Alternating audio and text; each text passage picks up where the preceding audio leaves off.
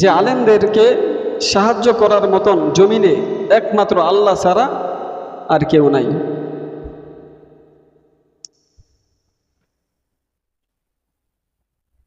গ্রাম অঞ্চলে অনেক মসজিদের ইমাম সাহেবের বেতন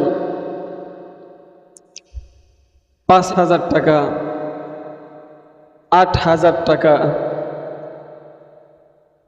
আবার কিছু মসজিদ এমন আছে, ইমাম সাহেবী আজান দেয়, ইমাম সাহেবী পরিষ্কার করে, ইমাম সাহেবী নামাজ পড়ান, ইমাম সাহেবী জুমার নামাজ পড়ান, আলোচনাও করেন, তার বেতন 10,000, 12,000, 13,000।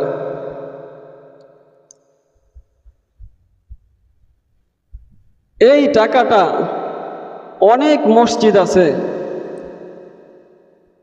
যেই সকল মসজিদের কমিটিরা ঠিক সময় ইমাম সাহেবদের হাতে দেন না। কোন কোন মসজিদ আছে 15 তারিখ, 20 তারিখ, 25 তারিখ, 2 মাস একসাথে হয়ে যায়।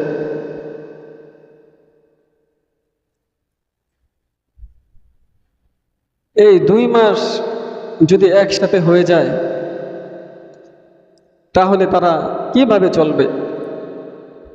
যদি প্রত্যেক মাসে তাদের বেতন এই 5,000, 8,000, 10,000 টাকা ক্লিয়ার করাও হয়, তাহলেও তাদের জীবন চালানো অনেক কষ্টকর হয়ে দাঁড়ায়। আপনাদের যেমন স্ত্রী আছে, সন্তান আছে, বাবা মা আছে, একজন আলেমেরও স্ত্রী আছে, সন্তান আছে, বাবা মা আছে।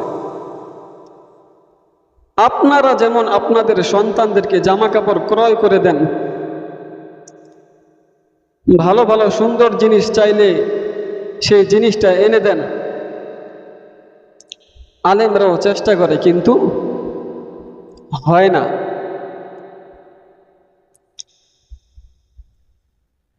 এই 5,000, 8,000, 10,000 টাকা, 12,000 টাকায়, 13,000 টাকায় সে নিজের জীবনকে কিভাবে চালায়? ইমাম সাহেবের এক সেট পাঞ্জাবি পায়জামা বানাইতে গেলে বর্তমানে 2,500 থেকে 3,000 টাকা লাগে। নর্মালি 2,500 থেকে 3,000 টাকা।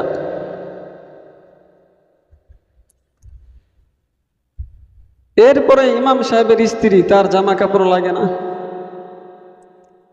তার সন্তান, এদের জামা কাপড় লাগে না। আপনার সন্তান দোকানে যখন দেখে বাবা যায়, তখন ডাক দিয়ে বলে, বাবা আমার জন্য ওই জিনিসটা নিয়ে এসো। আপনি নিয়ে আসতে পারেন, কিন্তু ওই ইমাম সাহেব কোনো সময় আনতে পারেন, আবার কোনো সময় আনতে পারেন না। এই 8,000, 5,000, 10,000 টাকার ভিতরেই তার বাজার সদাই করতে হয়, স্ত্রীর জামা কাপড় ক্রয় করে দিতে হয়, নিজের জামা কাপড় ক্রয় করতে হয়। এর ভিতরে যদি আবার অসুখ বিসুখ হয়, ডাক্তারি খরচ আছে, সেই খরচ দিতে হয়। এইটুক বললাম, আরো তো বলার অনেক কিছু আছে। আপনারা আপনাদের সন্তানদের ভবিষ্যৎ নিয়ে চিন্তা ভাবনা করেন, পরিকল্পনা করেন, করেন কি করেন না? যে আমি দুনিয়া থেকে একদিন চলে যাব, আমার সন্তানের জন্য যদি কিছু রেখে না যাই, তাহলে অভাবের কারণে তারা নাফরমানিতে লিপ্ত হতে পারে, গুনাহে লিপ্ত হতে পারে, লিপ্ত হওয়ার আশঙ্কা আছে।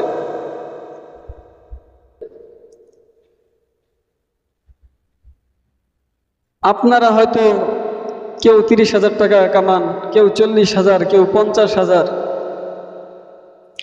এই টাকাটা সংসারে পুরাটা খরচ লাগে না, কিছু টাকা আয় থাকে।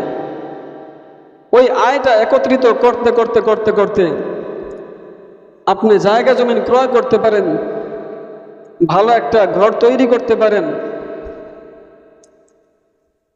যদি মরে যান, তাহলে ওই যে জায়গা ক্রয় করছেন 2 কাঠা, ওই 2 কাঠা জমিনের উপর আপনার সন্তান দাঁড়াতে পারে। কিন্তু একজন আলেম, যে আলেম গ্রাম অঞ্চলে 5,000, 8,000, 10,000, 12,000, 13,000 টাকা বেতন পায়, তার নিজেরই তো চলা কষ্টকর। সে কিভাবে আবার জায়গা জমিন ক্রয় করে? তারও তো সন্তান আছে। সে কোথায় গিয়ে দাঁড়াবে আলেম চলে গেলে?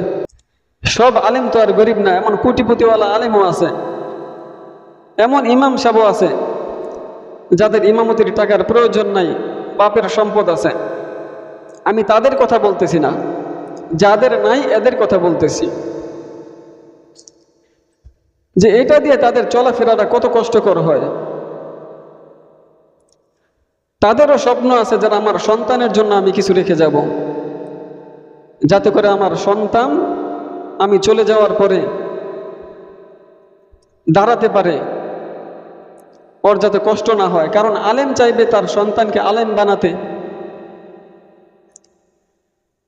অনেকে একটা কথা বলে যে আলেমদের টাকায় বরকত আছে। কি আছে? অনেকে বলে না আলেমদের টাকায় বরকত আছে। এখন যদি আমি প্রশ্ন করি আলেমদের টাকায় বরকত আছে, এই কথাটাই অনেকেই একমত, তাহলে আমার প্রশ্ন যে আপনারা আপনাদের সন্তানকে আলেম বানান না কেন? এই বরকত থেকে আপনি আপনার সন্তানকে মাহরুম করতেছেন কেন?